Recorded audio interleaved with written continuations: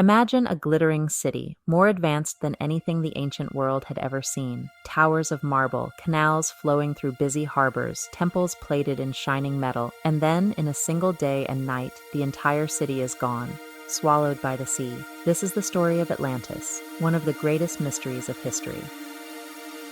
The tale comes to us from the Greek philosopher Plato, who wrote about Atlantis more than 2,000 years ago.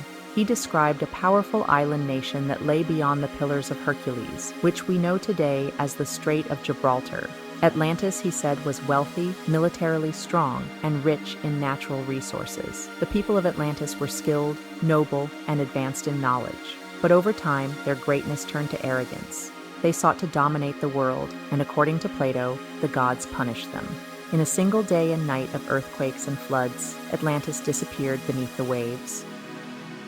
But was Plato recording history or simply inventing a story? Scholars have debated this question for centuries. Many believe Atlantis was never real, that Plato meant it as an allegory, a warning about what happens when power and pride go unchecked. But others wonder whether he was drawing on fragments of real events, distorted through centuries of storytelling. Theories about the location of Atlantis stretch far and wide. Some suggest it was in the Mediterranean, connected to the Minoan civilization on the island of Santorini, which was devastated by a massive volcanic eruption thousands of years ago. Others look to the Atlantic Ocean, pointing to the Azores or Canary Islands as possible remnants of Atlantis. Some theories push even further, claiming Atlantis may have been in the Caribbean or even buried under the ice of Antarctica. Despite centuries of searching, no definitive evidence has ever been found. Archaeologists and historians remain skeptical, noting that no ruins, artifacts, or records point clearly to the existence of such an advanced island empire. To most scientists, Atlantis remains a story, and yet the possibility still lingers. History has taught us that cities once thought to be mythical can turn out to be real. The ruins of Troy, for example, were dismissed as legend until they were uncovered in the 19th century. Entire cities like Pompeii and Heracleion were lost for centuries, only to be rediscovered. If those cities could vanish and reappear, could Atlantis? Part of the fascination with Atlantis is not just whether it was real, but why we care so much. The story of Atlantis speaks to our imagination.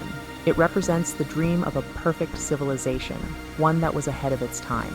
It also serves as a warning, a reminder that no matter how great a society becomes, it can still fall.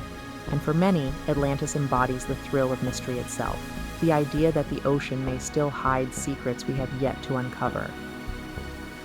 In the end, Atlantis may never be found, because it may never have existed, but the story has endured for over 2 millennia, capturing the imaginations of explorers, writers, and dreamers across the world. And that might be its greatest legacy. Whether it was history or myth, Atlantis reminds us of the fragile line between fact and legend, and how sometimes the stories we tell can last longer than the civilizations themselves.